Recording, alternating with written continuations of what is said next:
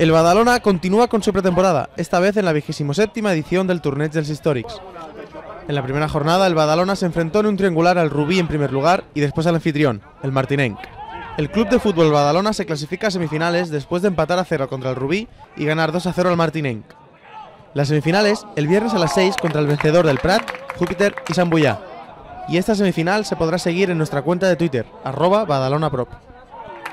Bé, les sensacions són bones, són les primeres setmanes i la gent està cansada, porta moltes hores d'entreno i bueno, el míster està provant jugadors, posicions i la veritat que jo personalment em sento bé i l'equip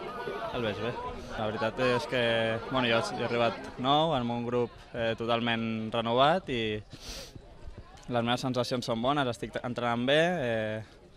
y yo creo que tengo un lloc en aquest equip. Creo que bueno, que el nivel del equipo y sobre todo las ideas que está intentando transmitir el míster, pues creo que poquito a poco el equipo las está cogiendo y bueno, creo que por lo menos intentamos reflejarlo en el campo, ¿no?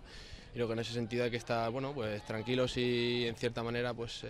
contentos porque lo importante es creer en algo y en ese sentido creo que el míster lo está sabiendo transmitir y el equipo poquito a poco lo está cogiendo, ¿no? Que pueda aportar bueno, ganas, ilusión y sobre todo pues, bueno, intentar que de una vez por todas pues, el Badalona en principio intente conseguir ese objetivo que lleva año tras año y sobre todo estos últimos pues, remarcando, ¿no? El tema de, bueno, de primeramente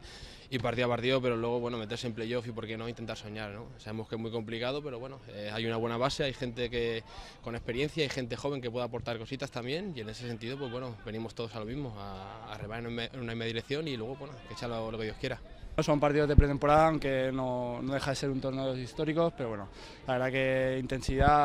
bastante intensidad para ser un partido de pretemporada después de un entreno de esta mañana que ha sido un poco light, pero bueno, que no llega a ser un partido de entrenamiento que ya es un poco más cansado que lo normal. Bueno, es el segundo gol que hago en pretemporada ya, cogiendo confianza poco a poco y bueno, contento siempre que se marca, aunque sea en un partido amistoso.